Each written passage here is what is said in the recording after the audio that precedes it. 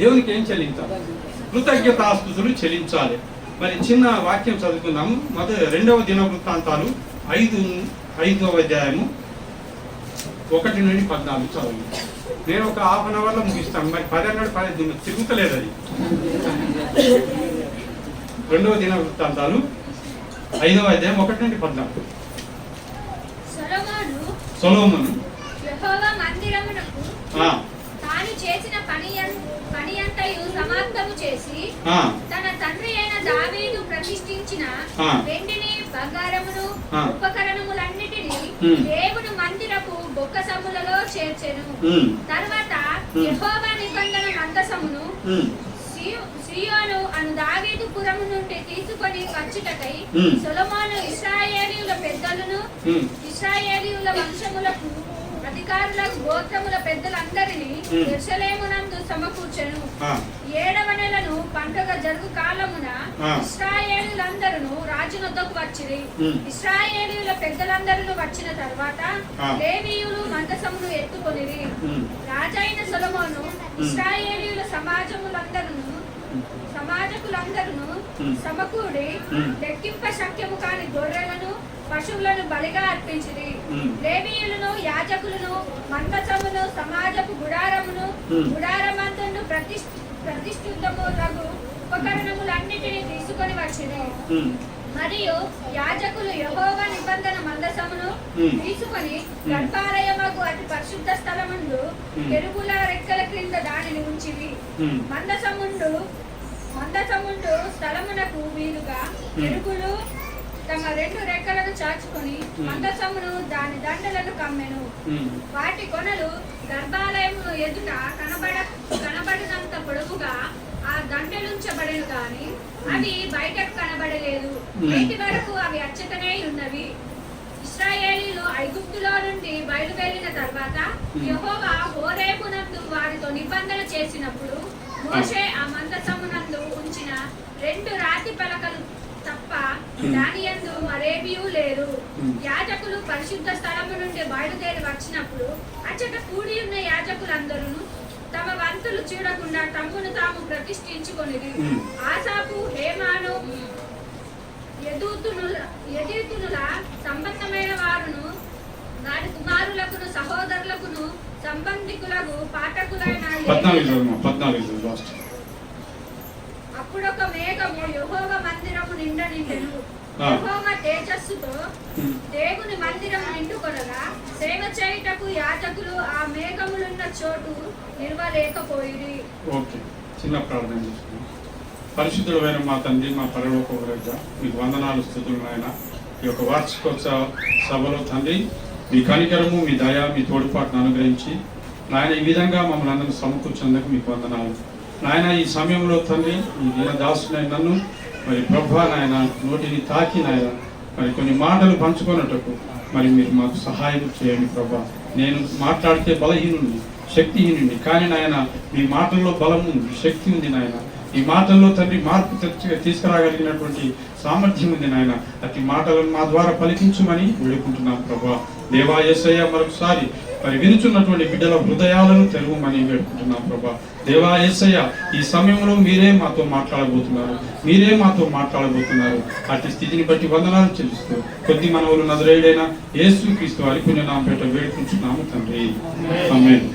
Okay, ఇక్కడ మనం వాక్యంలో గమనించినట్లయితే మరి అన్ని వచనాలు కాకుండా కొన్నిటిని మనం గుర్తు చేసుకోవచ్చు. ఏంటంటే వారు సొలొమోను మందిరం నిర్మించిన తర్వాత ఏమేమి తీసుకొచ్చాడట అక్కడ మరి ఆ యొక్క మరి వస్తువులన్నీ తీసుకురావటము, వెండి బంగారాలను తీసుకురావటము, యాజకులు కూడుకోవటము, అంతేకాకుండా ఇంకేం తీసుకొచ్చారు? గొర్రెలను మరి పశువులను అక్కడ వధించటము, యాజకులు కూడుకోవటము, పెద్దలు వారిని సరిచేయటము. అదేవిధంగా చివరిగా 14వ అధ్యాయంలో చూస్తే ఏమున్నది? ఆ మేఘం అంటే ఏంటంటే దేవుని మహిమ, అంటే దేవుని మహిమలో నింపబడుట. అంటే ఈ యొక్క సమయంలో మీకు అందరికి కూడా ఒకటే ప్రశ్న. మనము సంఘానికి ఫిజికల్గా వచ్చాం, కూర్చున్నాం, ఆరాధించినాం, మరి మాట్లాడుకున్నాం, ప్రార్థనలు చేసుకున్నాం, డ్యాన్సులు, నృత్యాలు చేసుకున్నాం, వేడుకగా జరుపుకుంటున్నాం. మరి ఇంకా అసలు చేయాలని అంటే అందరూ కూడా కొత్త బట్టలతో రావాల్సినటువంటి స్థితి. కొన్ని సంఘాలలో ఏం చేస్తారు, అందరూ పట్టుబట్టలు. ఎందుకంటే మన ఇంట్లో పండుగ అయితే మనకు ఒక్కరికే పండుగ, కానీ సంఘం పండుగ అయితే అందరికీ పండుగ. కాబట్టి ఎంతో సంతోషంగా, ఇంకా కొంచెం అప్డేటెడ్ ఉన్న వాళ్ళు అయితే ఏం చేస్తారు, ఆ డ్రెస్ కోడ్ అంటే మగవాళ్ళంతా ఒక కలరు, ఆడవాళ్ళంతా ఒక కలర్ వేసుకొని ఆ డ్రెస్ కోడ్ వేసుకొని మంచిగా కూడా చాలా సంబరాలు జరుపుకోవడానికి సిద్ధపడి వస్తారు. ఇవన్నీ చేస్తారు. అంతేకాకుండా మరి రెగ్యులర్గా వంట చేసే వాళ్ళని పెట్టి ప్రత్యేకమైన వంటకాలను పిలుస్తారు, మంచి వంటలు చేపిస్తారు, బిర్యానీ వండి పిలుస్తుంటారు. అంతేకాకుండా మరి ఇక్కడ ఎప్పుడు మన అయ్యగారు మంచి వాక్యం చెప్పినప్పటికీ కూడా మరి దూర ప్రాంతం నుంచి వస్తే మంచి వాక్యం చెప్తారని ప్రత్యేకమైనటువంటి వారిని పిలిపించుకుంటారు. కానీ దీనికి కారణభూతులైనటువంటి మరి వారిని మనం మర్చిపోతున్నాము ఏమో, అది మనం గమనించలేని స్థితిలో ఉంటున్నాము. దీనంతటికి కారణం ఏంటి? నీ సంతోషానికి కారణం ఏంటి? నీ యొక్క ఆలోచనకు కారణం ఏంటి? నీ యొక్క మరి మనసులో ఉన్నటువంటి విధానమునకు ఇక్కడికి రావడానికి కారణం ఏంటి అనేది మనం మర్చిపోతున్నాము. ఎందుకొరకు వస్తున్నాము? మనం దేవుని స్తుతించడానికి వస్తున్నాము. దేవుడు కారణభూతుడు అంటున్నాడు. దేవుని సన్నిధి మనకు అవసరం ఉంటుంది, దేవుని మహిమ మనకు అవసరం ఉంటుంది. దేవుని మహిమ మనలో ఉన్నదా లేదా? దేవుని వాక్యం మనలో ఉన్నదా లేదా? దేవుని సన్నిధిని మనం పొందగలుగుతున్నాము, పొందలేకపోతున్నాము? మన హృదయంలో ఏమున్నది? మన హృదయ ఆలోచనలు ఎటు దిశగా ప్రయాణిస్తున్నాయని ఒక్కసారి మనం ఆలోచించుకోవాలి. 10 సంవత్సరాల కాలంలో మనం ఏమి చేసినాము అసలు అంటే లుక్ బ్యాక్ అనే ఒకటి కొటేషన్. అంటే వెనకకు చూసినట్లయితే ఒక్కసారి మనం వెనక్కు చూస్తే ఏమి సాధించినాము, ఏమి మరి పొందగలిగినాము, ఏమి చూడగలిగినాము, సంఘము మరి ఏ విధంగా ముందుకు కొనసాగుతుందనేది మనం బేరీ చేసుకుంటే మరి మొదలు పెట్టినప్పటి నుంచి ఇప్పటి వరకు అనేక సమస్యలు వస్తాయి, అనేక విధంగా మనం ముందుకు వెళ్ళి ఉండవచ్చు. కానీ ఆత్మీయంగా ఎదగవలసిన స్థితిలో ఇది ఉండకపోవచ్చు, ఆత్మీయంగా ముందుకు వెళ్ళవలసిన స్థితిలో మనం ముందుకు వెళ్ళి ఉండకపోవచ్చు, మరి ఆత్మీయంగా మనకు రావాల్సిన దీవెనలు మనం పొందలేకపోవచ్చు. ఉన్న స్థలంలోనే స్తబ్దంగా ఉంటున్నామంటే ఇంకా ఏమైనా లోపం మనలో ఉంటుందో ఏమో. మనకు తెలియనటువంటి పాపములు, రహస్య పాపములు ఎవరు చూడట్లేరు కదా అని మనం పాపంలో కూరుకుపోయి ఉంటున్నామో ఏమో. మరి మనం అది బేరీజ్ వేసుకోవాల్సిన అవసరం ఉంటుంది. మనం అనేక సార్లు అనుకుంటాము, ఆనాడు కృతజ్ఞతగా మరి దేవునికి యేసుక్రీస్తు ప్రభుల వారు ఒకసారి వెళ్తున్నప్పుడు ఏమైందా అంటే కుష్ఠవ్యాధి కలిగినటువంటి వాళ్ళు వెళుతూ ఉంటారు. వెళుతున్నప్పుడు అక్కడ అందరు కూడా వారి కుష్ఠవ్యాధి అంటే మీకు తెలుసు కదా, అక్కడ అంతా కూడా వెలివేయబడినటువంటి స్థితి. వారి ఊర్లో ఉండనియరు, ఊరు బయట ఉంచుతారు, వారి భోజనాలు సపరేటు, వేస్తే తినాలి లేకపోతే లేదు. అలాంటి వాళ్ళు ఎవరిని చూసి, యేసుక్రీస్తు ప్రభుల వారిని చూసి అక్కడికి వచ్చి అయ్యా మాకు స్వస్థత కావాలంటారు. దేవుడు ఏమంటే స్వస్థపరుస్తాడా? ఏం చేస్తాడు? మీరు వెళ్ళి యాజకుని కనపరుచుకోండి, యాజకుని దగ్గరికి వెళ్ళండి, యాజకుని దగ్గర ప్రార్థన చేయించుకోండి, యాజకుడు మీకు ఏం చెప్తే అది చేయండి, మీరు బాగుపడతాడని చెప్పినప్పుడు అందరూ కూడా వెళ్తుంటారు. 10 మంది కూడా సంతోషంగా మాకు ఇప్పటికైనా విముక్తి కలుగుతుంది, ఇప్పటికైనా శుద్ధీకరించబడతాం, ఇప్పటికైనా బాగుపడతాం, ఇప్పటికైనా దేవుని మహిమను చూడగలుగుతాం అనే ఒక నిరీక్షణతో ముందుకు వెళ్తారు. కానీ అక్కడికి మార్గ మధ్యంలో వెళ్తున్నా కానీ అందరూ కూడా ఏమవుతారు? శుద్ధి పొందుతారు, వారి మరి మంచిగా అయిపోతారు, కూర్చుపోతుంది. అంత పోయిన తర్వాత మరి 10 మంది ఎక్కడికి రావాలి? అప్పుడు మరలా దేవుని దగ్గరికి వచ్చి కృతజ్ఞతాస్తుతులు చెల్లించాలి. కానీ ఎంతమంది వచ్చారు? 8 మంది వచ్చారా? రాయగారు 9 మంది వచ్చింది. అంటే మనం 10 సంవత్సరాలు అవుతుంది, 10 మందిలో 10 సంవత్సరాలు 10 మంది కుష్ఠరోగులలో ఎంతమంది వెనకకు వచ్చారని తెలుసుకోలేని స్థితిలో ఉన్నామంటే ఆత్మీయంగా ఎదిగినట్ట మరి ఒదిగినట్ట ఏమైనట్టు చెప్పండి. మరి అయ్యగారు చాలా చక్కటి వాక్యం చెప్తారు. అంటే వినటం వరకే మనం వింటున్నాము, కానీ అదే స్థితిలో వెళ్ళిపోతున్నాము. మనం దయచేసి ప్రియ బిడ్డలారా, సమయం ఉన్నప్పుడే మనం చేయాలి. కాలు చేయి బాగున్నప్పుడే మనం స్పందించాలి. అవి పోయిన తర్వాత ఏమి చేయలేవు. నువ్వు నాట్యం ఆడటం శారీరకంగా మంచిదే, దేవుని గణపరచడం మంచిదే, కానీ మన హృదయంలో ఉన్నటువంటి ఆ మరి మస్టును తొలగించుకోవాలి. కుష్టును తొలగించుకుంటున్నాం కానీ మనం మస్టును తొలగించుకోవట్లేదు. అర్థమవుతుందా? మస్ట్ అంటే ఏందో? మస్ట్ అంటే నా భాష మస్టు ఎందులో వెళ్దాం ఆడవాళ్ళు ఎక్కువ చెప్తారు, కొంచెం చెప్పండి. బంగారం కరిగించినప్పుడు తరుగు తీస్తారు కదా, దాంట్లోకి వెళ్ళి మస్టు అంటారు దాన్ని. అంటే దాంట్లో ఉన్నటువంటి వేస్టేజ్ను మస్ట్ అంటారు, వేస్టేజ్ను మస్ట్ అంటారు. అవునా? వేస్టేజ్ కింద తరుగు కింద అని వేస్తుంటాడు కదా బంగారం కొలతలకు పోయినప్పుడు. కాబట్టి మనలో ఉన్నటువంటి మస్టు పుష్టిపోయింది కానీ ఈ 9 మందిలో మస్టు పోలేదు. 10 సంవత్సరాలు గడుస్తున్నప్పటికీ కూడా మనలో కుష్టు పోయింది, కానీ ఏం పోలేదు, మస్టు పోలేదని మిమ్మల్ని నిందించట్లేదు, కానీ ఆ స్థితిలో ఉండకూడదని కోరుకుంటున్నాను. దయచేసి వాక్యం వినేటప్పుడు జాగ్రత్తగా ఉండాలి. ఎంత విన్నామని కాదు, ఎంత మంచిగా బోధ చేశాడని కాదు, ఎంత మనం స్వీకరించగలిగాము అనేది ముఖ్యం. ఒక్క పాయింట్ మనం క్యాచ్ చేసినా చాలు, ఒక్క పాయింట్ క్యాచ్ చేసినా చాలు. కాబట్టి ప్రియ బిడ్డలారా, ఈ సమయంలో మిమ్మల్ని అందరినీ కూడా సవినయంగా కోరుకుంటున్నాను. పోయిన సంవత్సరం నేను మంచిగా వచ్చాను, ఈ సంవత్సరం పగిలిన గుండెతో వచ్చాను, అది మీరు అర్థం చేసుకోండి. కాబట్టి ఆ స్థితి రాకముందే, ఆ పరిస్థితులు రాకముందే మీరు మాట్లాడాల్సిన అవసరం ఉంటుంది. మారకపోతే ఎన్ని వత్సరాలు చేసుకున్నా, ఎన్ని వసంతాలు పూర్తి చేసినా, ఎన్ని మరి సంఘాలు ఇంకా మనం పునరుజ్జీవింప చేయాలనుకున్నా వ్యర్థమైనటువంటి విషయాలు. మన హృదయంలోని మస్టును తీసివేసుకోకపోతే మరి దేవుడు క్షమించడు. కాబట్టి మరలా కుష్టు వస్తుంది, మరలా మస్టు పోతుంది, ఆత్మీయంగా ఎదగలేని స్థితి ఉంటుంది. కాబట్టి ఒక్క అతను వచ్చి దేవునికి కృతజ్ఞత తెలుపుతాడు, ఒకరి కృతజ్ఞత తెలుపుతాడు. కాబట్టి ఆ ఒక్కరికే పరలోక రాజ్యంలో స్థానం ఉంటుంది, కానీ 9 మందికి పరలోక రాజ్యంలో స్థానం ఉంది. కుష్టి పోతుంది కానీ మస్తు పోవట్లేదు. మనం ఏ స్థితిలో ఉన్నాం, మన జీవితం ఏ స్థితిలో ఉందనేది అంటే దేవుని మహిమను చూడలేకపోతున్నాం. కాబట్టి దేవుని యొక్క మందిరంలో ఏమి తీసుకురావాలనుకుంటున్నాము, దేవుని మందిరంలో ఏ విధంగా ఉండాలనుకుంటున్నాము, దేవుని మందిరంలో ఏ విధంగా ఆరాధించాలనుకుంటున్నాము, దేవునికి ఏమి చెల్లిస్తే దేవుడు సంతోషపడతాడు అనేది మనం గమనించాలి. చాలా మంది కృతజ్ఞత అనగానే సంతోషము, సమాధానము, మరి ఉన్నత స్థితి, దేవుడు మన బంగ్లాలు అనుగ్రహిస్తే మన కృతజ్ఞత చెల్లిస్తాము. నేనైతే అది తప్పు అని అనను, కానీ అది ఒకటే కాదు, అన్ని వేళలో మనం కృతజ్ఞత స్థుతులు చెల్లించవలసినటువంటి వారు. కాబట్టి దేవుని సన్నిధిలో మనము కృతజ్ఞత, నేను వాక్యం ఒకటి తీసుకున్నాను, కానీ దేవుని ప్రేరేపణ మాత్రము మరి ఈ విధంగా కృతజ్ఞత మీద వచ్చింది.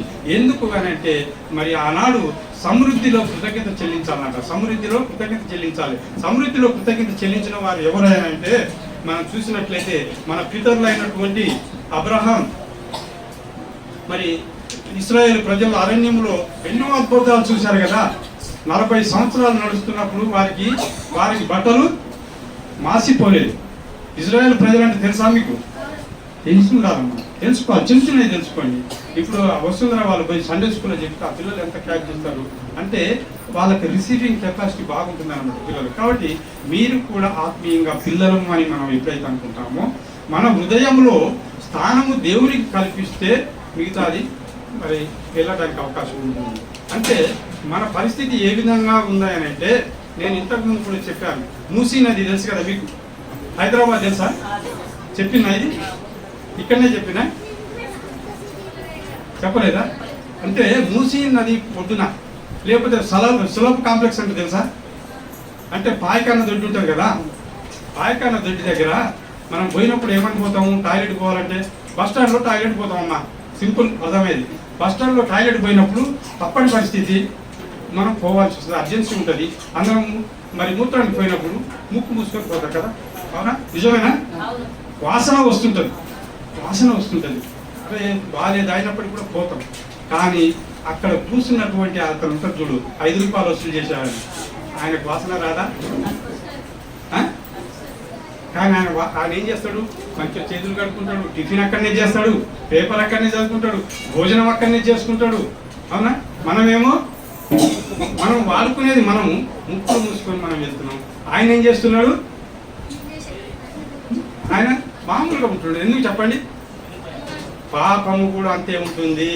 పాపానికి అలవాటు పడిపోయినాం మనము, పాపానికి అలవాటు పడిపోయినాం. కాబట్టి మన పాపము మన హృదయంలో ఖాళీ లేదు, కాబట్టి దేవుడు రావటానికి ఇష్టపడట్లేదు.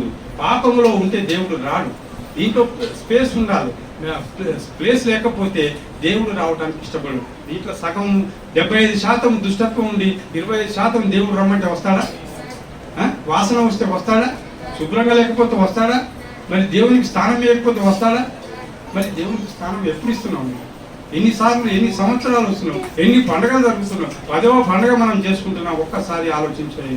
కాబట్టి బైబిల్ గ్రంథంలో చూసినట్లయితే మన పితరులు అయినటువంటి వాళ్ళు ఎలాంటి కృతజ్ఞత చెప్పారు అంటే, వాళ్ళకి సమృద్ధి కలిగినప్పుడు, అబ్రహాము మరి తనకు సమృద్ధి కలిగినప్పుడు ఏం చేశాడు చెప్పండి?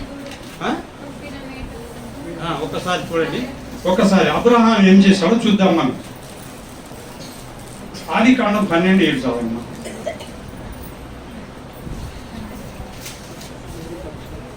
తొందర చదవాలి.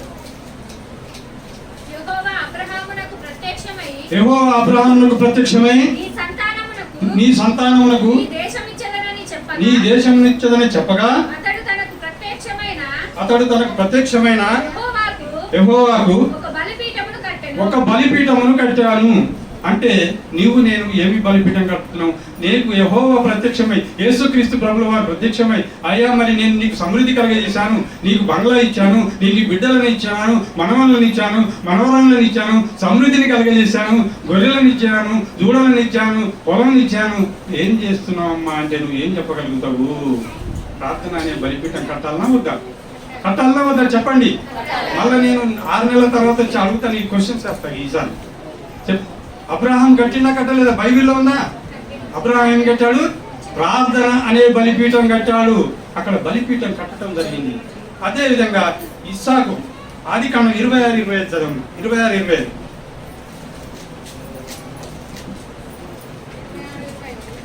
26:25 అక్కడ అతడు ఒక బలిపీఠము కట్టించి ఆ. యెహోవా నామమున ప్రార్థన చేసి ఆ. అక్కడ తన గుడారము వేసెను. ఆ. అప్పుడు ఇస్సాకు దాసులు అక్కడ బావి త్రవ్విరి. అక్కడ బావితో విరి అంటే ఆయన సమృద్ధిని దయచేసినప్పుడు అబ్రహామును దీవించాడు, ఇస్సాకును దీవించాడు.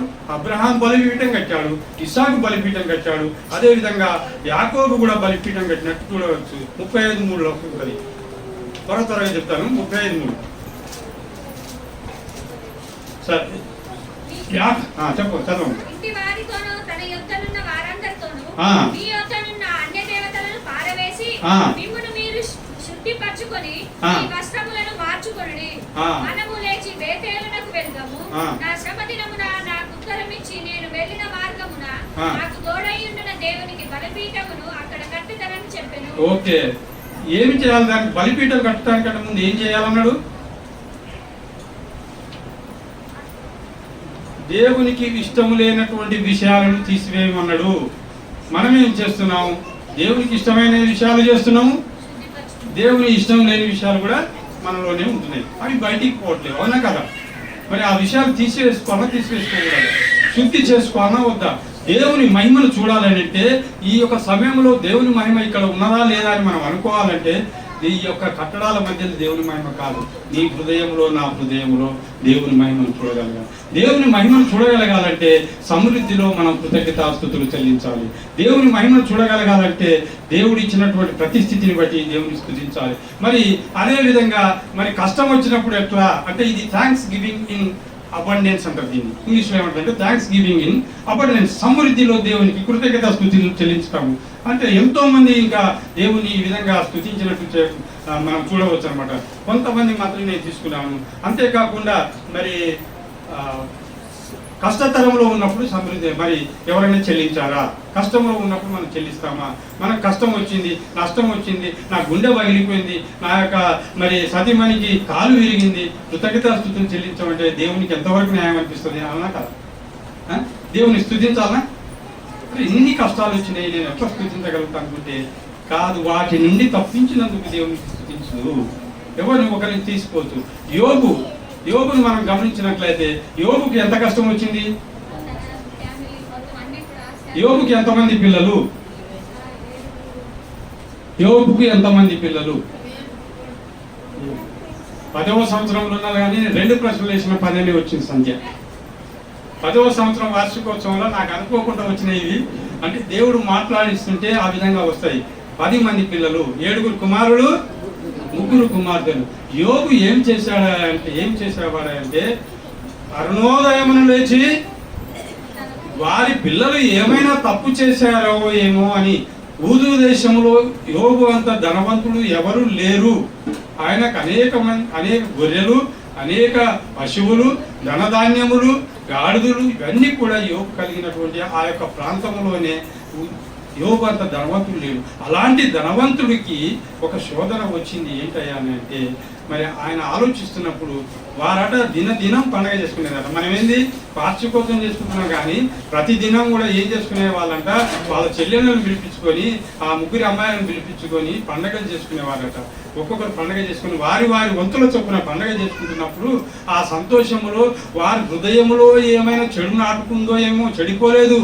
యోబు ఏమనుకున్నాడంటే, నా బిడ్డలు ఎక్కడైనా పడిపోతున్నారా, ఎక్కడైనా చెడిపోతున్నారా, ఎక్కడైనా మరి దేవునికి దూరంగా వెళ్ళిపోతున్నారా, ఈ సంతోష సమయాన్ని బట్టి దూరం వెళ్ళిపోతున్నారని ఏం చేశాడంటే, అరుణోదయం లేచి ఒక్కొక్కరి గురించి ప్రార్థన చేసి బలిపీఠం పెట్టేవాడు. 10 మంది గురించి ప్రార్థన చేయటం, 10 మంది తప్పులను మరి ఏ విధంగా గురించి విజ్ఞాపన చేయటం, వారి గురించి కృతజ్ఞతాస్తుతులు చెల్లించటము యోబు చేసేవాడు. అలాంటి యోబుకి ఏం జరిగింది? మరి అంత మంచి చేస్తే కూడా యోబుకి ఏం జరిగింది? శోధన జరిగింది. ఏం జరిగిందని అయితే ఆయనకు మొత్తం కురుపులు వచ్చాయి, శరీరం క్షీణించింది. మరి సాధారణుడికి దేవుడు ఒక పర్మిషన్ ఇచ్చాడంటే, ఆయన ప్రాణం తప్ప ఏమైనా చేసుకో, నా నీతిమంతుడు తొలగిపోడు అని ఒక ఛాలెంజ్ విసిరాడు అనమాట. ఒకవేళ నీకు కానీ నాకు కానీ ఆ ఛాలెంజ్ విసిరితే ఆ ఛాలెంజ్లో మనం నిలబడతామా? ఈ దినమున ఈ 10వ వార్షికోత్సవ దినమున నీతోటే దేవుడు మాట్లాడితే, సూటిగా మాట్లాడితే, అమ్మా మరి నీ పరిస్థితి ఏంటి, అయ్యా నీ పరిస్థితి ఏంటి, బాబు యవనస్తుడా నీ పరిస్థితి ఏంటిది, నీవు ఏ విధంగా జీవిస్తున్నావు, నీ యొక్క ఆత్మ ఏ విధంగా ఉంటుంది, లోకముతో ఏకీభవిస్తున్నావా, నాతో జీవిస్తున్నావా అనే ఒక ప్రశ్న చేస్తే నువ్వు ఏం చెప్పగలుగుతావు? ఏం చెప్పగలుగుతావు చెప్పండి. అంత ఎదగలేదు అనుకుంటే 10వ వార్షికోత్సవం చేసుకుంటున్నప్పుడు ఎదగాలనా వద్దా? 10 సంవత్సరాలు వింటున్నామే, విన్న వాక్యమే వింటున్నామే, చెప్పిన మాటలే చెప్పబడుతున్నాయే. మరి ఎన్నో క్రిస్మస్లు చేసుకున్నారు. మరి ఏమంటారు, హృదయమే నీ ఆలయం అని పాట పాడుతుంటాం. ఏది హృదయము? దేవుని ఆలయం అని పాట పాడుతుంటాం కదా, అవునా? మరి అలాంటి మందిరంలో దేవుడు ఉండకుండా మరి ఎవరో ఉంటే ఏం ఉపయోగం? ఎన్ని సంవత్సరాలు చేసుకున్నా ఏం లాభం? కాబట్టి ప్రియ బిడ్డలారా, ఈ 11వ వార్షికోత్సవ సందర్భంగా నేను మనవి చేసేది ఏంటంటే, దేవునికి స్థానం ఇవ్వండి. దేవునికి స్థానం ఇవ్వనప్పుడు మనం ఏమి కూడా సాధించలేము, దీవించబడలేము. ఈ లోకంలో దీవించబడుతున్నట్టు కనిపిస్తుండవచ్చు, కానీ అవి అశాశ్వతమైనవి. శాశ్వత రాజ్యం కొరకు, పరలోక రాజ్యానికి నువ్వు వారసులుగా ఉండాలంటే ఈ ప్రయత్నం అంతా ఎందుకు? ఈ అందరూ ఉత్సాహించుకొని మంచిగా లోకంతో ఏకీభవించి జులూస్ తీస్తున్నప్పుడు మనం ఇక్కడ కూర్చోవడం ఎందుకు? మరి ఇంత కట్టేసినట్టు కూర్చోవడం ఎందుకు? ఏ ప్రయత్నం ఇది అంటే, ఏదైనా మోక్షం వస్తుందేమో, ఏదైనా దొరుకుతుందేమో అని మీరు ఇంత దూరం వచ్చారే, ఈ పండుగ జరుపుకుంటున్నారే, మరి దీనికి ఫలితం ఉండాలన్నా వద్దా? ఉండాలన్నప్పుడు మన హృదయాన్ని దేవునికి సమర్పించుకోవాలి. యోబు అలాంటి సమయంలో కూడా దేవునికి కృతజ్ఞతాస్తుతులు చెల్లిస్తాడట. దేవుడే ఇచ్చను కాబట్టి దేవునికే మహిమ కలుగును గాక. ఎంత గొప్ప మాట అండి. కాబట్టి ప్రతికూల సందర్భంలో కూడా దేవునికి కృతజ్ఞతాస్తుతులు చెల్లించవాలి. అంతే విధంగా మూడవదిగా గమనించినట్లయితే, ఇంకా ఎప్పుడు కృతజ్ఞతాస్తుతులు చెల్లించాలి అంటే, మనకు దేవుడు 10 సంవత్సరాలు కాపాడాడు, 11వ సంవత్సరంలో అడుగు పెడుతున్నాము. 11వ సంవత్సరం చాలా బాగా జరగాలని ప్రార్థన చేసి దేవునికి కృతజ్ఞతాస్తుతులు చెల్లించి 11వ సంవత్సరాన్ని మనం ఆహ్వానించాల్సిన అవసరం ఉంది. యేసుక్రీస్తు ప్రభుల వారు కూడా ఒక సన్నివేశాన్ని మనం గమనించినట్లయితే, ఆయన ప్రార్థన చేసి రొట్టె విరిచి మరి 5 రొట్టెలు 2 చేపలు అప్పుడు ఏం చేస్తాడు? ప్రార్థన చేసి అందరికి పంచిపెట్టమని. అంటే అక్కడ ఇంకా కార్యం జరగలేదు, కానీ కార్యం జరగటం కొరకు నువ్వు కృతజ్ఞతాస్తుతులు చెల్లించాలి. అంటే దేవుడే కృతజ్ఞతాస్తుతులు చెల్లించినప్పుడు మనం ఏ పాటి వారిమండి? కృతజ్ఞతాస్తుతులు చెల్లించాలా వద్దా? నాకు ఈ మేలు కలుగుతుంది, ఈ మేలు కలగాలి అని కోరుకున్నప్పుడు నువ్వు కృతజ్ఞతాస్తుతులు చెల్లించాలి.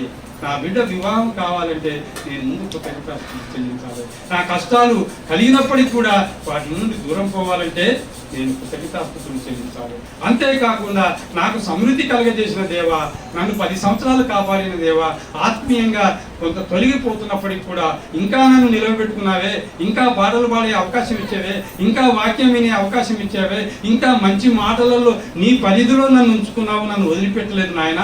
నేను పాపం చేసినప్పటికి కూడా నన్ను దీవిస్తూ వచ్చినావు కదా, నేను కృతజ్ఞతాస్తుతులు నీకు చెల్లించాలన్నా వద్దా అని ఒక్కసారి మనం మరి మన హృదయాన్ని ప్రశ్నించుకోవాల్సిన అవసరం ఉంటుంది. కాబట్టి మరి 3 సందర్భాల్లో కృతజ్ఞతాస్తుతులు, కష్టంలో కృతజ్ఞతాస్తుతులు చెల్లించాలి, మరి ముందుగానే కార్యం జరగడం కొరకు కృతజ్ఞతాస్తుతులు చెల్లించాలి, సమృద్ధిలో కృతజ్ఞతాస్తుతులు చెల్లించాలి.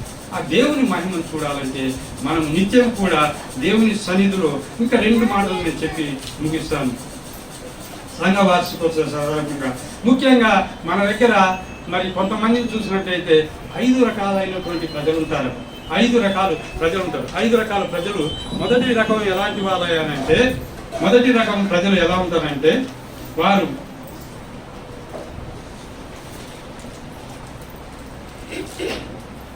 విమర్శకులు, క్రిటిక్స్ అంటారు, ఇంగ్లీష్లో స్లీకర్స్ అంటారు. అంటే సంఘానికి వస్తారు, మంచిగానే ఉంటారు, మంచిగానే కనిపిస్తుంటారు, సంఘ పెద్దలుగా తీర్చబడతారు, మరి సంఘ అధ్యక్షుడు అంటారు, సంఘ ఇంకొకటి అంటారు, ఇంకొక పోస్ట్ అంటారు, తబలా వాయిస్తాం, ఇంకొకటి చేస్తాం, పాటలు పాడతాం, ఆరాధన చేస్తాం, అన్నీ చేస్తాం. కానీ మనసులో మాత్రం గడపలో ఉన్నా లోపల ఉన్నా మనసులో మాత్రం ఏముంటుంది అంటే ఏమున్నదిలే, ఏం చెప్తారులే, ఆయన చెప్పిందే చెప్తారులే, ఏం జరుగుతుందని మనకు పోవాలి, ఏం చేస్తున్నాయని అంటే ఇలాంటి ప్రశ్నలు వేసుకునేటువంటి వాళ్ళు, విమర్శించే వాళ్ళు కొంతమంది ఉంటారు. ఒక గుంపు. ఏ గుంపు ఉంటారు? విమర్శించే గుంపు ఉంటారు. వాళ్ళని ఏమంటారంటే స్లీకర్స్ అంటారు, ఇంగ్లీష్లో ఏమంటారంటే స్లీకర్స్ అంటారు, క్రిటిక్స్ అంటారు అనమాట. అలాంటి గుంపులో నేను ఉండకూడదని ఈ వార్షికోత్సవ సందర్భంగా నేను మీ అందరికీ కూడా మనం చేస్తున్నాను. 2వ గుంపు ఎవరంటే స్ట్రగులర్స్ అంటారు. 2వ గుంపు ఎవరు? స్ట్రగులర్స్ అంటే సొంత సమస్యలను చెప్పుకుంటారు. ఒక ఆమె వచ్చి ఎప్పుడు నా బిడ్డకు బాగలేదు, లేకపోతే నాకు కడుపులో బాగలేదు, లేకపోతే నాకు ఈ పని కావట్లేదు, నాకు ఆ పని కావట్లేదు, నాకు షుగర్, ఎదుటోళ్ళను ముక్క కూడా చెప్పనియదు, ఒక్క ముక్క కూడా చెప్పనియదు. అంటే తన సోదే తను చెప్పుకుంటుంది అంటాం కదా మన భాషలో, అంతేనా? ఎప్పుడు వచ్చినా కూడా తన సోది తను చెప్పుకుంటుంది, కానీ ఇంకొకరికి అవకాశం ఇవ్వదు. తన కష్టాలే తను చెప్పుకుంటాడు, కానీ ఇంకొకరికి అవకాశం ఇవ్వదు. ఇలాంటి వారు కూడా సంఘంలో ఉంటారన్నమాట.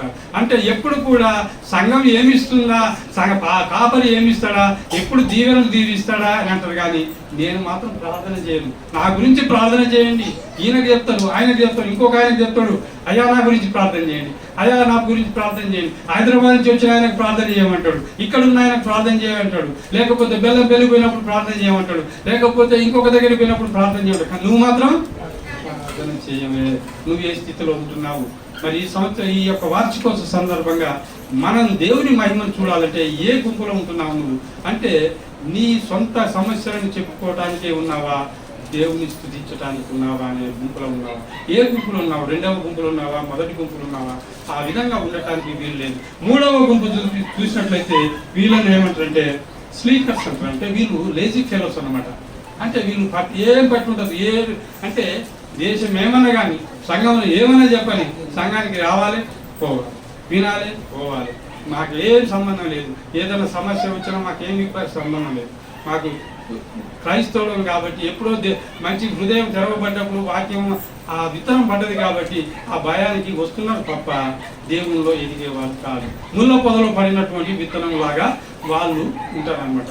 వాళ్ళు లేజీ ఫెలోస్. వాళ్ళ కుటుంబంలో అట్నే ఉంటారు, సంఘంలో అట్నే ఉంటారు, సమాజంలో కూడా అట్నే ఉంటారు. కాబట్టి ఏ గుంపులో ఉంటున్నావు నువ్వు? అంటే సోమరితనంలో ఉండే గుంపులో ఉంటున్నావా, ఏ గుంపులో ఉంటున్నావు? సంఘానికి శ్రేయస్కరంగా అన్నటువంటి గుంపులు ఇవన్నీ. ఏంటి? సొంత సమస్యలు చెప్పేవారు సంఘానికి శ్రేయస్కరం కాదు. అంతేకాకుండా మరి అదేవిధంగా మరి విమర్శించేవారు సంఘానికి శ్రేయస్సు కాదు. మరి స్తబ్దంగా, అంటే ఏ అభివృద్ధి లేకుండా మరి ఎక్కడ పడితే అక్కడ ఉన్నట్టు ఉండేవాళ్ళు కూడా సంఘానికి అవసరం లేనటువంటి వారు, శ్రేయస్కరం కాదు. ఇంకా 4వదిగా చూస్తే సపోర్టర్స్ అంటారు. సపోర్టర్స్ అంటే మద్దతుదారులు. వీళ్ళు చాలా మంచివాళ్ళు. ఏం చేస్తారు అంటే మరి ఆయగారు చెప్పినట్టు దశంభాగం ఇస్తారు, అంతేవిధంగా ఒకటి ఏదైనా వస్తువు అవసరం ఉంటే ఆ వస్తువు కొనిస్తారు, లేకపోతే వంటలు వండాలంటే వంటలు వండుతారు, ఇంకొక పని చేయాలంటే ఇంకొక పని చేస్తారు, మద్దతు బాగానే ఇస్తారు. కానీ సమస్యలు వచ్చినప్పుడు మాత్రం ఇది నాకు సంబంధం లేదు. అంటే ఆర్థికంగా సహాయం చేస్తారు. పాస్ట్ గారికి ఏమైనా కష్టం వచ్చినప్పుడు పర్వాలేదు మనం అంటే డబ్బులు ఇస్తే సరిపోతుందిలే, లేకపోతే ఇంకోటి ఇస్తే సరిపోతుందిలే, నా పని అయిపోయింది అనుకునేటువంటి వాళ్ళు కొంతమంది ఉంటారు. వీళ్ళు మంచివారే కానీ అనుకున్నంత మంచివాళ్ళు కాదు. వీళ్ళు మంచివాళ్ళే కానీ అనుకున్నంత మంచివాళ్ళు కాదు. మరి నువ్వు ఏ గుంపులో ఉంటావు? లాస్ట్కి వచ్చినట్లయితే ఎవరయ్యారంటే వారు సర్వెంట్స్. ఎవరు? సర్వెంట్స్. అమ్మ అయిపోయి వచ్చింది. లాస్ట్ గుంపు ఎవరంటే ముఖ్యమైన గుంపు సర్వెంట్స్. సర్వెంట్స్ అంటే ఏంటి? సేవకులు.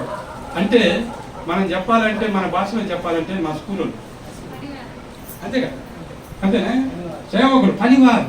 పని ఎవరు చేస్తారు అంటే మనం దేవుని పనివారం, ఆయన వాళ్ళ లోకంలో పనివారు అంతే. ఎవరైనా కూడా సేవకులు. సేవకులుగా ఉండే వాళ్ళు ఏం చేయాలి? పని చేయాలి. సంఘానికి ఎవరు అవసరమే అంటే డబ్బులు ఇచ్చే వాళ్ళు కాదు, హృదయం ఇవ్వగలిగిన వాళ్ళు కావాలి. డబ్బులు ఇవ్వడం మంచిది, దీవించబడతారు, వారు సొంతంగా అభివృద్ధి చెందుతారు. కానీ సంఘానికి ముఖ్యంగా ఎవరు అవసరం అంటే సంఘం కష్టంలో ఉన్నప్పుడు ఆదుకునే వాళ్ళు కావాలి, సేవకులు కావాలి. సంఘానికి సమస్య వచ్చింది, నేనున్నాను అనుకోవాలి. అంటే ఒక నాయకుడు ఏ విధంగా ఉంటాడో ఆ విధంగా స్పందించగలగాలి. అర్ధరాత్రి ఒక నాయకుడు ఫోన్ చేస్తే పోలీస్ స్టేషన్కి రమ్మంటే వస్తా అన్నట్టు ఇప్పుడు కాపరికి ఏదైనా ఆపదొస్తే ఒక సంఘ నాయకునిగా, లేకపోతే స్త్రీల సమాజం నుండి కావచ్చు, యవనస్తులు కావచ్చు, నేనున్నా నాయగారు అని చెప్పగలిగిన వాళ్ళు కావాలి. సంఘ అవసరం తీరుస్తూ పాటు సంఘంలో ఇన్వాల్వ్ అయిపోవాలి, దాంట్లో కలిగిపోయేటట్టు కాదు, దాంట్లో కలిసి సమస్యను నా సమస్య అనుకోవాలి. సింపతి పనికిరాదు, సింపతి అనేది పనికిరాదు. ఏం కావాలి అంటే ఎంపతి కావాలి. అంటే ఎంపతి అని అంటే మరి అయ్యో పాపం కుష్ఠరోగి వచ్చింది, అయ్యో కుంటోడు అని అంటే కాదు. ఏమనాలి? ఆ కుంటోని అవిటితనాన్ని నువ్వు భరించగలగాలి, లేదా ఆ కుష్టివాని యొక్క చేతిలో చేయి పెట్టి కడగాలి. అప్పుడు మాత్రమే. అంటే మదర్ తెరీసా అని ఎందుకు పేరు వచ్చింది? ఆమె చేతిలో కుష్టివ్యాధి చేతులు కడగగలిగింది. నువ్వు నేను కలగలుగుతున్నామా? యేసు ప్రేమనామ చూపించగలుగుతుంది. నీ ప్రేమను నువ్వు చూపించగలిగితే నీ సాక్ష్యం అక్కడ బయట తెలుస్తుంది. నువ్వు చేసే క్రియల వలన దేవుని సన్నిధికి నడిపించావు. 10వ వార్షికోత్సవ సందర్భంగా నీవు ఎంతమందిని ఈ సంఘానికి నడిపించగలిగావు, ఎంతమందిని తీసుకెళ్ళగలిగావు, ఎంతమందిని మార్చగలిగావు, నువ్వు స్థిరపడ్డావు అసలు ఫస్ట్ మొదటిగా అనేది మనం ప్రశ్నించుకోవాలి. ఒక సర్వెంట్గా ఉండాలి, ఒక మరి స్ట్రగ్లర్గా అంటే విమర్శకునిగా కాకుండా, ఒక కష్టపెట్టేవాడి కాకుండా, సొంత విషయాలు చూసుకునేవాడిగా కాకుండా ఈ సమయంలో మనం మరి ఉండాల్సిన వారమే అంటున్నాం. ఏ గుంపులో ఉంటున్నాము? ఒక పాత పాట ఉంది, కానీ ఇప్పుడు అది నేను కూడా మర్చిపోయాను. ఏ గుంపులో ఉంటేవో ఎరిగి తెలుసుకో, గురి తెరిగి తెలుసుకో అని నేను చిన్నప్పటి పాట అనమాట. ఏ గుంపులో ఉంటివో ఎరిగి తెలుసుకో, గురి తెరిచి తెలుసుకో అని పాట ఉన్నది, కానీ మొత్తం రాదు. కాబట్టి మరి మనం ఎన్ని చేసినా కూడా వార్షికోత్సవం జరుపుకోవటం అంటే మన హృదయం సంతోషంతో నిండాలి, మన హృదయం ఆనందంతో నిండాలి, మన హృదయం అన్నిటికంటే రక్షణ కలిగినదిగా ఉండాలి. మరి ముఖ్యంగా ఇవన్నీ మనకు దొరకాలంటే మహిమతో ఉండాలి. దేవుని తేజస్సును చూడగలగాలి, దేవుని మహిమను చూడగలగాలి, దేవునికి అనుకూలమైన వారిగా ఉండాలి, దేవుని ప్రతిబింబించే వారిగా ఉండాలి, దేవుని మనలో చూసుకోగలగాలి. ఇతరులు ఎవరయ్యా అంటే వాళ్ళు క్రీస్తు బిడ్డలు, ఎవరయ్యా అంటే వాళ్ళు క్రీస్తును ఎదిగినటువంటి వారు. బైబిల్ పట్టుకుంటే దొడ్డు బైబిల్ ఏ పాటండి, దొడ్డు బైబిల్ పట్టుకొని, దొడ్డు బైబిల్ దోషిలో పట్టుకొని, దూరంలే పోయినారే మరి అదే దూరంలే దూరంలే బయలెల్లి నారే సయ్యా, దూరంలే బయలెల్లి నారే సయ్యా. రాజులకు రాజు బూటెనయ్యా, రాజులకు రాజు బూటెనయ్యా, రారేసుడా మనం గెలుదా మన్నయ్యా, రారేసుడా మనం గెలుదా మన్నయ్యా, రారేసుడా మనం గెలుదా మన్నయ్యా. నీవు వచ్చే సంవత్సరానికి మరి 11వ వార్షికోత్సవం జరుపుకుంటే నీతో పాటు ఒక్కరు రావాలి. ఒక్క ఆత్మను రక్షించగలిగితే ఈ యొక్క సంఘం పట్టదు. ఇప్పుడు ఏదైతే పక్కన కట్టిందో అది మొత్తం నిండిపోతుంది. మరి నేను 6 నెలల తర్వాత వస్తాను, మరి నేను ప్రశ్న అడుగుతాను. ఎందుకంటే దేవునిలో ఆ భారం మనకు ఉండాలి. మరి ఎక్కడ నువ్వు ఆత్మను రక్షించావు? నీవు స్తబ్దంగా ఉండిపోతే నీవు పరలోక రాజ్యంలో నీకు దొరకవలసిన బహుమానం దొరకదు. నేను ఒక స్టోరీ చెప్తాను ఇప్పుడు మీకు. ఏంటంటే ఇద్దరు బాంబే నగరంలో ఉన్నారు. ఈ స్టోరీతో ముగిస్తాను. బాంబే నగరంలో ఇద్దరు, ఒక ఉన్నత స్థానంలో ఉన్నటువంటి వారు, ఒక పేద స్థానంలో పని మనుషులు. ఇద్దరు కూడా దేవుని యందు భయభక్తులు కలిగిన వారు. ఆ దేవుని యందు భయభక్తులు కలిగిన వారు దేవునిలో ఉంటున్నారు. ఇద్దరు కూడా నిద్రించడం జరిగిన తర్వాత పరలోకానికి వెళ్తారు. పరలోకానికి వెళ్ళగానే ఫస్ట్ బాగా ధనవంతురాలు అయినటువంటి ఆమె అడుగులు పెడుతుంది, వెళ్తున్నప్పుడు అక్కడికి పోగానే అక్కడ పరలోక రాజ్యంలో అన్ని ఎవరెవరి ఇల్లు ఏంటి అనేది అక్కడ బోర్డు డిస్ప్లే చేస్తారనమాట. బోర్డు పెడతారు. బోర్డు పెట్టినప్పుడు ఈ యొక్క మరియమ్మ గారు పోతుంది అనమాట. ధనవంతురాలు, బాంబేలో అతి ధనవంతురాలు అనమాట. బంగారం ఉంది, బంగ్లాలు ఉన్నాయి, అన్నీ ఉన్నాయి. దేవుని సేవకులకు మంచిగా డబ్బులు ఇచ్చింది, పర్వాలేదు. కానీ ఆమె నా బంగ్లా ఎక్కడ ఉందని వెతుకుతూ ఉంటుంది, నా బంగ్లా ఎక్కడ ఉందని వెతుకుతూ ఉంటుంది. వెతుకుతుంటే ఆ దేవదూతలు తీసుకుపోతూ ఉంటారు. ఆమె పెద్ద బంగ్లా చూడగానే ఇట్లా ఆగాలని ప్రయత్నం చేస్తుంది, కానీ ఆమెను దూతలు తీసుకొని పోతూనే ఉంటారు. తీసుకుపోయి ఒక చిన్న రూమ్ దగ్గర ఆపి అక్కడ ఆ పేరు ఉంటుంది అనమాట, మేరీ అని ఉంటుంది. ఆ ఆశ్చర్యపోయి ఇంత పెద్ద బంగ్లాలో పెట్టి నేను బాంబే నగరంలో జీవించినటువంటి భక్తి కలిగిన దాన్ని, ఎంతో మందిని ఆదరించిన దాన్ని, నాకు ఇంత చిన్న ఇల్లు ఏంటి అని కానీ అని ప్రశ్నిస్తే మళ్ళా తర్వాత ఇంతలో ఈ పేదాం వస్తుంది. పేదాం వచ్చినప్పుడు పేదాం అడుగు పెట్టగానే ఈ పేదాం ఏమనుకుంటుంది, నా గుడిసె నాకుంటుంది ఇక్కడ అని పరలోక రాజ్యం ఈమె గుడిసెను వెతుక్కుంటుంటుంది. వీళ్ళు వస్తారు, వీళ్ళు వచ్చి తీసుకొని పోతారు. తీసుకొని పోయి మరి ఈమె గుడిసె దగ్గరికి కనపడంగానే ఈమె ఆగుతుంటుంది, కానీ వీళ్ళు అక్కడ గుడిసె దగ్గర ఈమె ఆగలేరు. తీసుకుపోతా ఉంటారు. తీసుకుపోయి ఒక పెద్ద బంగ్లా దగ్గర ఈమెను తీసుకుపోయి ఒక పని మనిషిని తీసుకుపోయి ఆ బంగ్లాలో చూస్తారు. ఇదమ్మా నీ బంగ్లా అంటారు. ఎందుకు అప్పుడు ఆమె అక్కడి నుంచి గమనిస్తుంది, అదే నాకు చిన్న గుడిసె వస్తే వచ్చింది కానీ ఈమెకు పని చేసామకు పెద్ద గుడిసె పెద్ద బంగ్లా రావటమేనని అప్పుడు అసూయ, పరలోక రాజ్యంలో కూడా అసూయ ఉంటాయి. కాబట్టి అప్పుడు క్వశ్చన్ వేస్తే ఆమె దూతలు చెప్తారట, అమ్మా నువ్వు మంచి భక్తి కలిగితేనే అంతా పర్వాలేదు, కానీ దేవుని కొరకు నువ్వేం చేసావమ్మా, నువ్వేం చేయగలిగినావు, ఎన్ని ఆత్మలను రక్షించగలిగినావు. ఈమె పని చేసి ఆమె ఎక్కడికి వెళ్ళినా పని చేసిన దగ్గర వాళ్ళ యజమానులను మార్చగలిగింది, వారి చుట్టాలను మార్చగలిగింది, సంఘానికి నడిపించగలిగింది. ఆమెకున్న దాంట్లో అంతా కూడా దేవునికి ఆమె జీవాన్ని ఇచ్చింది కాబట్టి, జీవనం అంతా కూడా దేవునికి ఇచ్చింది కాబట్టి ఆమె బహుమానము పెద్దదైంది. నీ బహుమానము చిన్న విషయం. ఏ బహుమానం కావాలనో ఈ 11వ వార్షికోత్సవ సందర్భంగా మనం నిర్ణయించుకోవాల్సింది. ఎవరి చేతిలో ఉంది అది? నా చేతిలో ఉందా? దేవుని చేతిలో ఉందా? ఎవరి చేతిలో ఉంది? నా చేతిలో ఉంది అనేది మీరు. కాబట్టి ప్రియ బిడ్డలారా, నీకు ఎలాంటి బహుమానం కావాలి, ఎలాంటి బహుమానం కొరకు నువ్వు తాపత్రయపడుతున్నాను. హెలెన్ కిల్లర్ అని ఒక ఆమె ఉంది. హెలెన్ కిల్లర్ అంటే ఆమె 12 సంవత్సరాలప్పుడు గుడ్డిగా చెవిడిగా పుట్టింది. అంటే కళ్ళు కనపడవు, చెవులు వినపడవు. ఆమె పెద్ద గొప్ప నాయకురాలు అయిపోతుంది, పెద్ద పుస్తకాలు రాసి ఉంటే రైటర్గా అయిపోతుంది.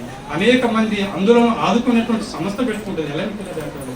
అది ఏందమ్మా నీకు వచ్చిన సమస్యలో పెద్ద సమస్య ఏందంటే, పెద్ద సమస్య ఏందని ఆ కళ్ళు లేనామని అడుగుతారు.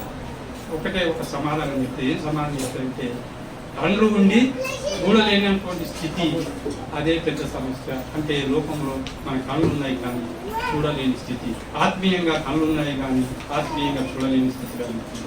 కాబట్టి ఆమె హెలెన్ కిల్లర్ కళ్ళు లేనామే ఈ సత్యం ఎట్లా తెలుసు, కళ్ళు ఉండి కూడా చూడలేని స్థితి ఆమె తెలియదు, కానీ ఆత్మీయంగా ఆమె తెలుసుకోగలిగింది. డిఎల్ మోడీ గారు ఉన్నారు. డిఎల్ మోడీ గారి ఒకటే ప్రశ్నిస్తాడు, నాలాంటి వాడు అప్పుడప్పుడే వాక్యంలోకి వచ్చాయన వాక్యం చెప్తా ఉంటాడు. డిఎల్ మోడీ గారు ఇంటర్నేషనల్ సువాసికుడు, పెద్ద బోధ చేస్తుంటాడు. ఆ బోధ చేస్తున్నప్పుడు అక్కడ ఒక ప్రొఫెసర్ గారు ఉంటాడు. ప్రొఫెసర్ గారు ఉండి అక్కడ అంతా అయిపోయిన తర్వాత చాలా బాగా చేశారు, పర్వాలేదు, కానీ మీరు ఒక తప్పు చేశారండి, మీకు అసలు మాట్లాడటం రాదు ఆయన అన్నాడు. మీకు మాట్లాడటం రాదు, మీ ఇంగ్లీష్ అంతా కూడా బట్లర్ ఇంగ్లీష్ అంటాడట. ఈయన ప్రొఫెసర్ కదా, బట్లర్ ఇంగ్లీష్ అంటే అవునయ్యా నాది బట్లర్ ఇంగ్లీషే అని ఆయన తగ్గించుకున్నాను. నాది బట్లర్ ఇంగ్లీషే, నాకు ఇంగ్లీష్ సరిగా రాదు, వచ్చినాటి మాటలతోటి నేను ఇంతమందిని ఆత్మలోకి నడిపించాను. నీకు నైపుణ్యత కలిగిన భాషతోటి ఎంతమందిని నువ్వు నడిపించగలిగావు, ఎంతమందిని రక్షణలోకి తీసుకొచ్చావు. మరి మీరు ఒక్కసారి ఆలోచించండి. నీ యొక్క జ్ఞానం కాదు, నీ యొక్క తెలివి కాదు, నీ ఇంగ్లీష్ మాటలు కాదు, నీ డ్రెస్సింగ్ కాదు, లేకపోతే నీ వేషధారణ కాదు, నీ యొక్క మరి నీ యొక్క అలంకరణ కాదు, నీ యొక్క చర్చ అలంకరణ కాదు, నువ్వు తీసుకొచ్చిన మంది ఎక్కడ, నువ్వు తీసుకొచ్చినటువంటి ఆత్మలు ఎక్కడా అని ప్రశ్నించినప్పుడు నీ దగ్గర జవాబు ఏంటి? ఇది యొక్క మధ్యాహ్న కాల సమయంలో దేవుడు సూటిగా ప్రశ్నిస్తున్నాడు. కాబట్టి దేవుని బిడ్డలారా, మనము స్థిరపడాలి, మనకు కలిగిన రక్షణ ఇతరులకు పంచాలి, సర్వలోకములకు వెళ్ళి సర్వ సృష్టికి స్వార్థను ప్రకటించుడి, అనేకులను నా శిష్యుడిగా చేయండి. మరి బిషప్ గారిని అభినందిస్తున్నాను 10వ వార్షికోత్సవ సందర్భంగా. మరి ముఖ్యంగా ఈ సంఘము మారుమూల సంఘం నుండి కొంతమంది అయినా మరి వెళ్ళి అక్కడక్కడ పరిచయం చేస్తున్నారు. మరి వారిని బట్టి కూడా నేను అభినందిస్తున్నాను. మరి సాంగ్లియా ప్రాంతంలో మరి వసుంధర, శ్రీను, నందు, మరి ఇంకా శంకరు, ఇంకా నేను అనుకుంటే మీరేం పేరండి? ఆనంద్. ఏం చేస్తుంటాము? ప్రైవేట్. అక్కడి పాట పైన నాకు చాలా సంతోషం. నువ్వు పరిచయం చేయాలని నేను నాతో దేవుడు మాట్లాడుతున్నాను. నువ్వు పరిచయం చేయాలని దేవుడు నాకు ప్రేరణ కలిగింది. ఎందుకు ఇలాంటి బిడ్డలు మరి ఎందుకు ప్రేరణ కలగట్లేదు? మరి ఈ యొక్క వార్షికోత్సవంగా ఆనందం నీలో ఎంత సంతోషం ఉందో నాకు తెలియదు, ఎంత ఆనందం ఉందో నాకు తెలియదు. కానీ మరి దేవుని వైపు నీ హృదయం చెప్పండి, దేవుడు నీతో మాట్లాడతాడు, దేవుడు నిన్ను నడిపిస్తాడు, దేవుని పరిచయం. ఆ విధంగా ఒక్కొక్కరు తీర్మానంలోకి వెళ్ళాలి. అందరికీ కళ్ళు మూసుకొని ప్రార్థన చేసుకుంటాం. అందరం సాక్ష్యమిచ్చేదా మన స్వామి యేసు దేవుడంచు, సాక్ష్యమిచ్చేదా, సాక్ష్యమిచ్చేదా మన స్వామి యేసు దేవుడంచు, సాక్ష్యమిచ్చేదా. సాక్ష్యమనగా కనిన వీణ సంగతులను తెలుపుతాయి, సాక్ష్యమనగా కనిన వీణ సంగతులను తెలుపుతాయి. సాక్ష్యమనగా కొరకు నన్ను స్వామి రక్షించనందు, సాక్ష్యమిచ్చేదా మన స్వామి యేసు దేవుడంచు, సాక్ష్యమిచ్చేదా. దిక్కు దశయు లేని నన్ను దేవుడెంతో కనికరించే, దిక్కు దశయు లేని నన్ను దేవుడెంతో కనికరించే.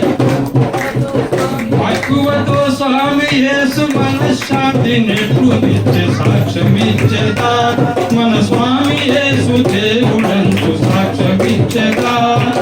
పల్లెటూరుల జనుల రక్షణ భారము నా పైని కలదు, పల్లెటూరు జనుల రక్షణ భారము నా పైని కలదు. పిల్లలకును పెద్దలకును స్వామి రక్షకుడు, సాక్ష్యమిచ్చేదా మన స్వామి యేసు దేవుడంచు, సాక్ష్యమిచ్చేదా. పరిశుద్ధుడైన మా తండ్రి, మా పరలోక రాజా, అయా నీకు వందనాలు నాయన.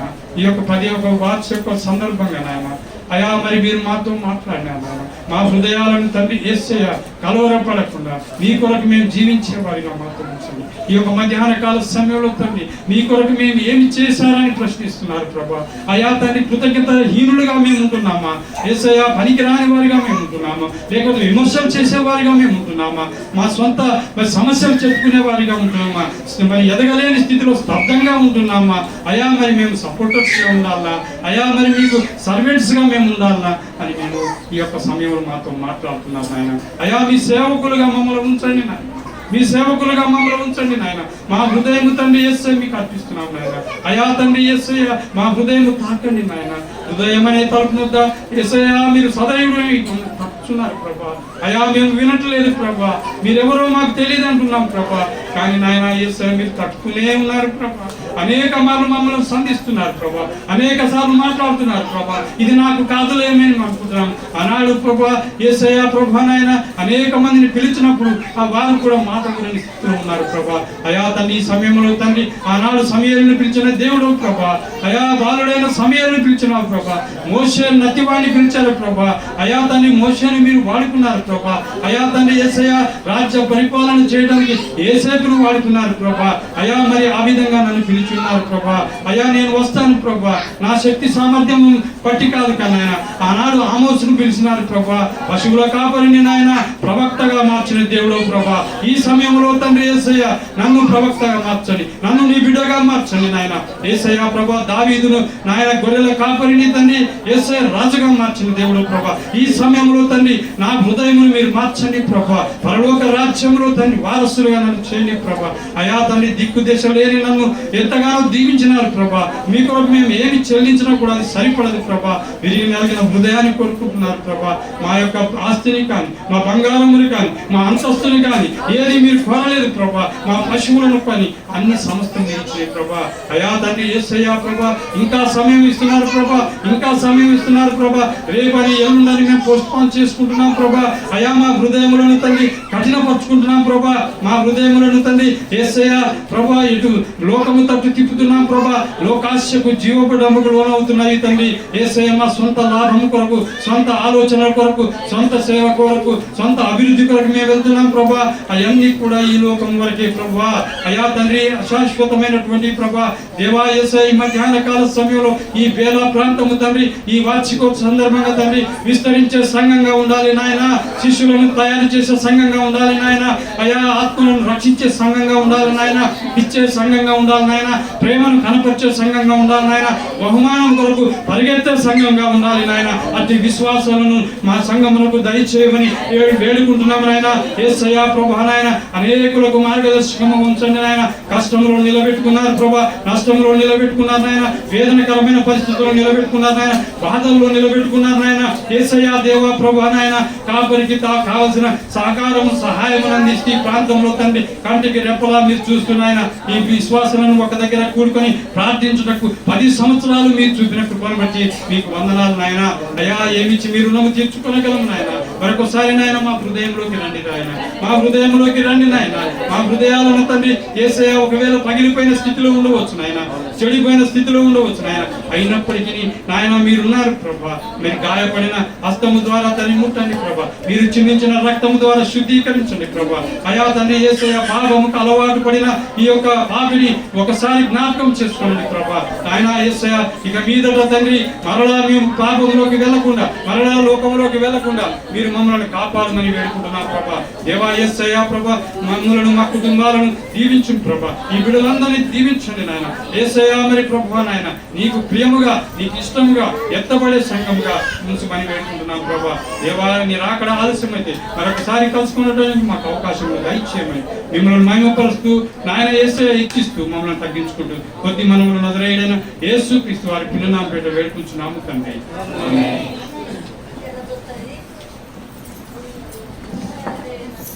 ఓకే, థ్యాంక్ యూ అయ్య గారు, మీకు ప్రత్యేకమైన వందనాలు. ఎంతమంది ఇక్కడ ఉన్న వాళ్ళు ఎంతమందితో దేవుడు మాట్లాడాడు? నిజంగా చెప్పండి, ఎంతమందితో ఇక్కడ దేవుడు మాట్లాడాడు? నేనైతే అనుకుంటున్నా చాలా మందితో దేవుడు మాట్లాడాడు. నేను పర్టికులర్గా ఒక 5 విషయాలను, అయ్యగారు చెప్పిన 5 విషయాలను ఒకసారి జ్ఞాపకం చేస్తాను నేను. మొట్టమొదటి ఏమన్నారు అన్నట్లకే, అమ్మా ఆఫ్ చేయండి, ఆగండి. ఏమంటా ఉన్నాడంట్లకే, నువ్వు ఏ పరిస్థితిలో ఉన్నా, ఏమంట, ఏ పరిస్థితిలో ఉన్నా దేవుణ్ణి స్తుతించే వాళ్ళముగా ఉండాలి. అర్థమవుతుందా? నువ్వు ఎలాంటి పరిస్థితిలో ఉన్నా కానీ దేవుణ్ణి స్తుతించే వాళ్ళుగా ఉండాలి. ఇంకేమంటున్నాడు? ఇంకేం మాట్లాడుతున్నాడు? ఓకే, నువ్వు ఎలాంటి పరిస్థితిలో, సంతోషము, దుఃఖము, ఆనందము, కష్టము, నష్టము, వేదన, మరి రోదన, రోగము అని ఏది ఉన్నా దేవుణ్ణి స్తుతించే వ్యక్తిగా ఉండాలి నువ్వు ఆశీర్వదించబడాలి అంటే. రెండో విషయానికి వస్తే, నీవు మొట్టమొదటిగా విమర్శించే వ్యక్తిగా ఉన్నావా, సమర్థించే వ్యక్తిగా ఉన్నావా? ఎవరైనా వాళ్ళు ప్రశ్న వేసుకోవాలి. నీవు సంఘంలో ఉన్నావు గనుక విమర్శించే వ్యక్తిగా ఉన్నావా, సమర్థించే వ్యక్తిగా ఉన్నావా? నేను ప్రశ్నలే, అయ్యగారు మాట్లాడిన మాటల నుంచి ప్రశ్నలు మీకు ఒకసారి మనల్ని మనం రియలైజ్ చేసుకోవాలి కదా. అందుకు ప్రశ్నలు, సమాధానాలు వెతుక్కోండి మీ దగ్గర. నువ్వు విమర్శించే వ్యక్తివా, సమర్థించే వ్యక్తివా? అర్థమవుతుందా? ఎప్పటికీ నీ సమస్యనే వేరేలో చెప్తావా, లేకపోతే వేరే సమస్యలు విని ప్రభు పాదాల దగ్గర పెడతావా? రెండు, ఎప్పటికీ నీ సమస్యనే ఎదుటి వాళ్ళకి చెప్పి విసిగిస్తావా, లేకపోతే ఎదుటి వాళ్ళ సమస్యలన్నీ విని వాటిని ప్రభు పాదాల దగ్గర పెడతావా? రెండవది, ఈ రెండు ఇక్కడ ఎలాంటి వ్యక్తివై ఉన్నావు? మూడవది, సోమరిగా లేకపోతే ప్రభువు పరిచర్యలో, లేకపోతే ప్రభువులో, ప్రార్థనలో నువ్వు యాక్టివ్ పర్సన్గా, పరిగెత్తే వ్యక్తిగా. అర్థమవుతుందా? లేకపోతే అక్కడ కనబడుతుంది, రే సోమరి నేర్చుకోరా భయ్ అవి చిన్నయే, అల్పమైనయే, కానీ ఎప్పుడు ఒక దగ్గర ఆగవు అని కనపడ. హల్లెలూయా.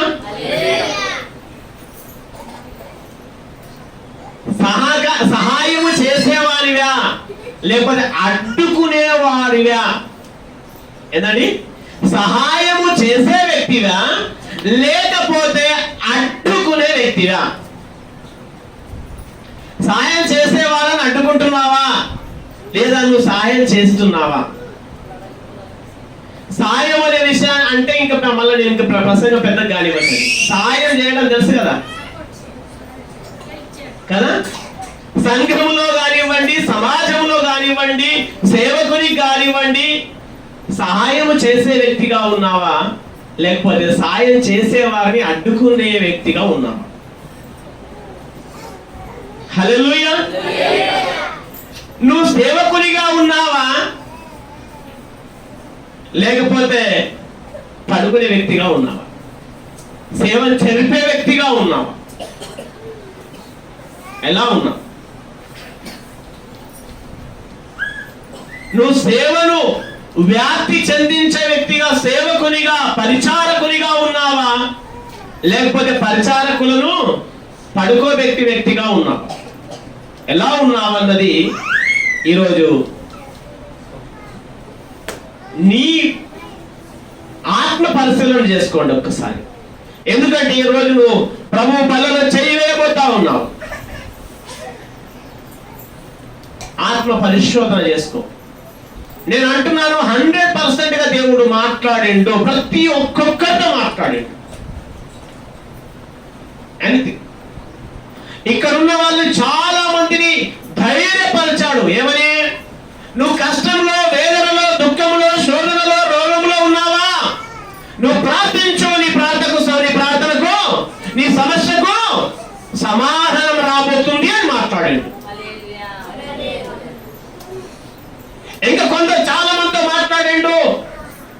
ఇదిగో నీవు నీ ప్రవర్తన సరిగా లేదు, నీ చూపులు సరిగా లేవు, నీ యొక్క ఇవి సరిగా లేవు కనుక ఇవి సరి చేసుకో, నేను ఆశీర్వదిస్తాను అని మాట్లాడాడు.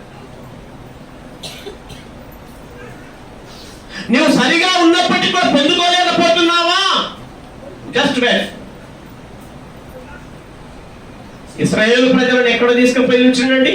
ఫోన్ దగ్గర ఉంచండి కదా. ఏ ఫోను? బయోసో ఫోన్ దగ్గర ఉంచాలి కదా, తర్ఫీదు పొందుకోవడానికి కదా. ఆ విధంగా నీకున్న సమస్యలను బట్టి ఒకవేళ ఇంత నీకు దేవుడు అన్ని ఇస్తాను, నువ్వు ఈ సమస్యలో, రోగంలో, ఏదో పరిస్థితిలో ఉన్నావు, సమస్యలో ఉన్నావు, నువ్వు నీతిగా న్యాయంగా ఉండి అన్ని విషయాల్లో ఉండి కూడా నువ్వు పొందుకోలేకపోతున్నావు అని అట్లాగే జస్ట్ వెయిట్, ఆగు. నువ్వు అడిగిన దానికంటే కూడా అధికమైనది నువ్వు పొందుకోబోతున్నావు అని కూడా చెప్తా ఉన్నాడు. హల్లెలూయా. అందుకు నా ప్రియమైన వార్లారా, ఒక్కసారి నీతో మాట్లాడిన మాటను బట్టి ఒక్క నిమిషం మీరు ప్రార్థన చేసుకోండి. నీకు ఏ విషయాన్ని బట్టి నీతో మాట్లాడిండో అది నేను ఈరోజు తీసేసుకుంటున్నాను, ఇది నాకు అవసరం లేదు అని, లేదా ఏ విషయంలో దేవుడిని ధైర్యపరిచాడు ఆ విషయాన్ని బట్టి ఒకే ఒక్క నిమిషము మీ అంతటి మీద ప్రార్థన చేసుకోండి. ఓకే. పరిశుద్ధుడు నజరేయుడైన కృప కలిగిన యేసయ్య, ఈ రోజు ప్రత్యేకంగానైనా నాతోను నా సంఘముతోనైనా తండ్రి నీ దైవదాసుని ద్వారా తండ్రి మాట్లాడించావు, ధైర్యపరిచావు, బలమును పరిచావు, బలపరిచావు, హెచ్చరించావు, గద్దించావు తండ్రి. మమ్మలను తండ్రి ఆశీర్వదిస్తానని వాగ్దానము చేశావు కనుక దాన్ని బట్టి నీకు వందనాలు, స్తోత్రాలు తండ్రి. ఈ రోజు నుంచినైనా ఇదిగో నీ పిల్లల పక్షాన, ఆ రోజు మోసే పక్షాన, మోసే తండ్రి ఇశ్రాయేలు పక్షాన ప్రార్థించినట్టుగా నేనునైనా ఇదిగో నీ పిల్లల పక్షాన నేను ప్రార్థన చేస్తా ఉన్నాను నీ సన్నిధిలో తండ్రి.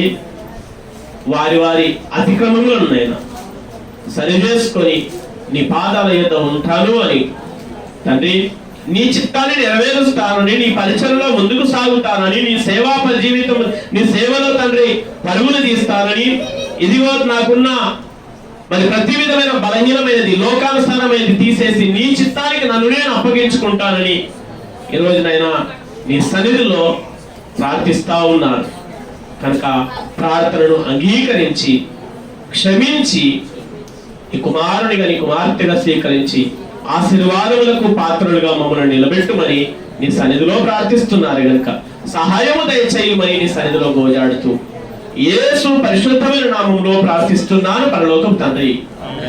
ఆమేన్ ఆమేన్.